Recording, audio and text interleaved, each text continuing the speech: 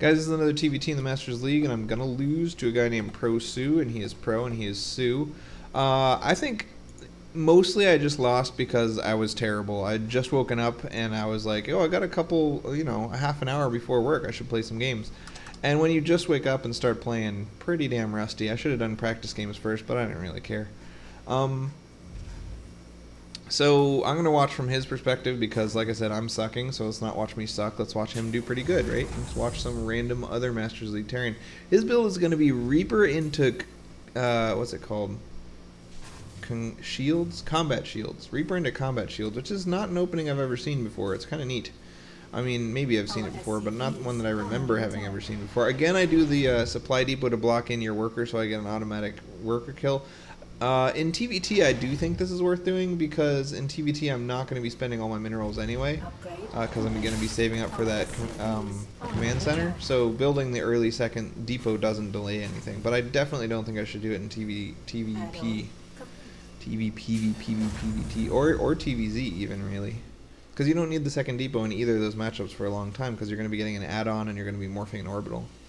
So over here he's got the Reaper coming out and starts combat shields instantly. So this is like Reaper combat shields. It spends every single penny while also granting him an expo and not requiring another depot. Reapers are cool with expos because they take so long to build and they're only 1 unit space and they cost $100. So they really free up supply. They're like the best thing in the world for never having to make your third depot. I think... You know how I kind of was making fun earlier of the Marauder opening?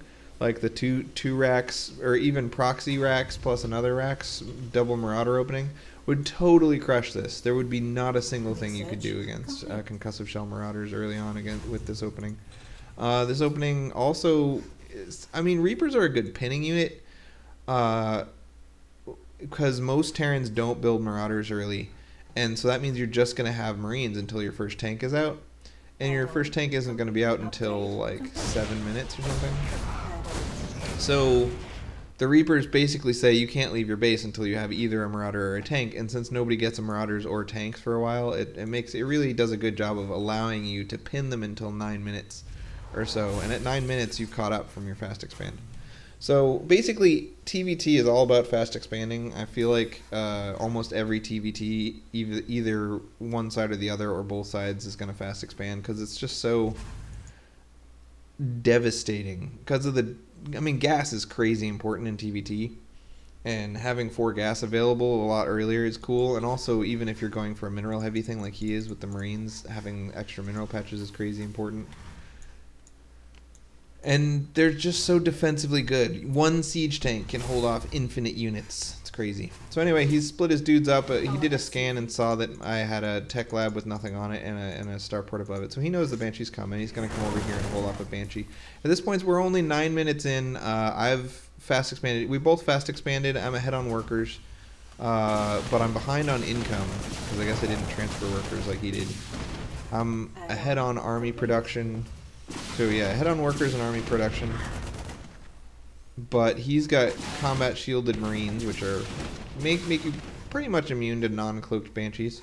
Or even cloaked Banshees, because it takes 3 shots to kill everything. And then he's going to go for a quick +1 attack and just mass Marine. This is a pretty standard kind of way to play. I don't know about the Reaper combat shields opening itself being standard, but eventually having combat shields and mixing a fast expand with a bunch of Marines is pretty common. But I just love the way he did it. 1 racks with a tech lab, only 2 depots, then going straight for 3 Reapers and combat shields in the fast expand, and then adding 2 racks with reactors right after. Like, his army is so small throughout the early game, and yet with 3 Reapers as pinning units, it's like it doesn't even matter. So that was kind of cool. And then he just goes straight for the reactor starport, getting the double medevacs. From here on out, it's getting a little more sloppy. Both of us have ridiculously high money. I've got oh, sorry. My mouse sensitivity is so high that if I bop the camera even a little bit, it goes and flips out. I've got some tanks and Marines, but they're kind of poorly positioned, and I didn't do the turret ring against drops. Usually the way you want to play mech is to be immune to attacks here, and here. So you just kind of want one tank, and like 2 tanks and 2 bunkers. And then make yourself immune to drops with turrets. And now you can't be hurt. There's nothing that can hurt you at all, ever. And I didn't do any of that. So all of the standard attack paths are vulnerable. He gets in here and completely stops mining on my main.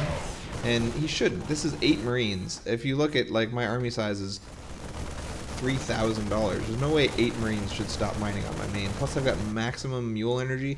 This is a problem I never ever have. So I'm playing really terribly. Lots of mule energy, lots of terrible things. So I don't know. I mean, I knew as I was making the mistakes what mistakes I was making. It's not really like I have to watch this to see what mistakes to correct. I was just sucking. But bio is like this, man. You gotta be able to do drops and then poke in multiple places. So he's gonna do another drop. He's gonna siege up some tanks down here. This is not a threatening force. Sieging up this close to the high ground, those tanks are basically guaranteed not to do anything.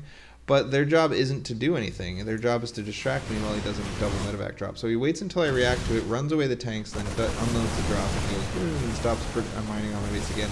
Did you see how long I had maximum mule energy? That was ridiculous. I'm like basically not mining because of that. Then he's going to kill a ton of supply depot. Again, he does huge amounts of damage with basically 16 Marines at a time when my army size is 5,000. There's no... or 3,000. My army size is tiny because I'm sucking. But yeah, there's no excuse for taking that much damage to just 16 Marines. Anyway, at this point, I've been supply blocked and stopped mining for so long that he just kind of walks over and finishes the game. Boom, dead. Your face is dead. Metalopolis specifically is an annoying early game bio versus mech map because of all of this area, surface area that he has to do ground-based attacks with bio. And against mech, you can always retreat bio. It's like you force the tanks to siege up and then you can just walk away.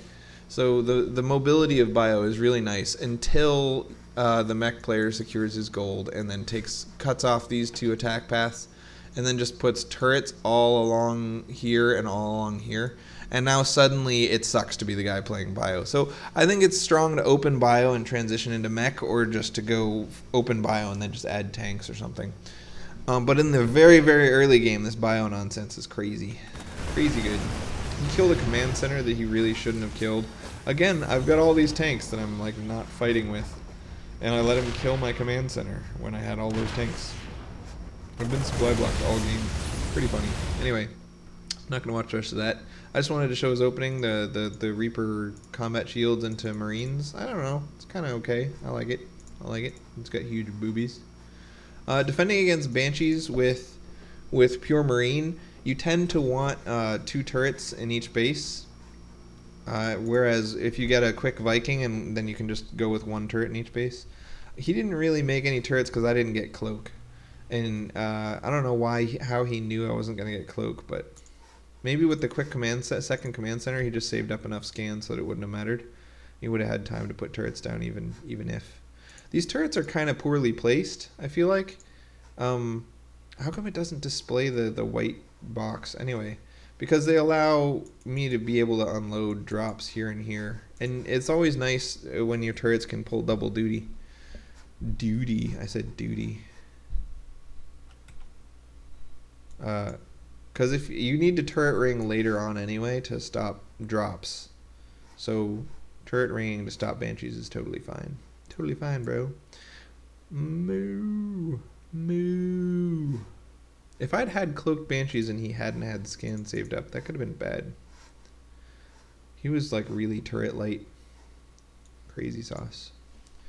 Anyway, look at this. Just like the other game I lost today, my opponent doubled me in army spending. So I don't think these games are really things I need to take into account and learn from. This is often why I don't cast my losses. It's because they're so ridiculous. Like I didn't just barely lose to a slightly better strategy or to some decisions he made. I lost because I was terrible.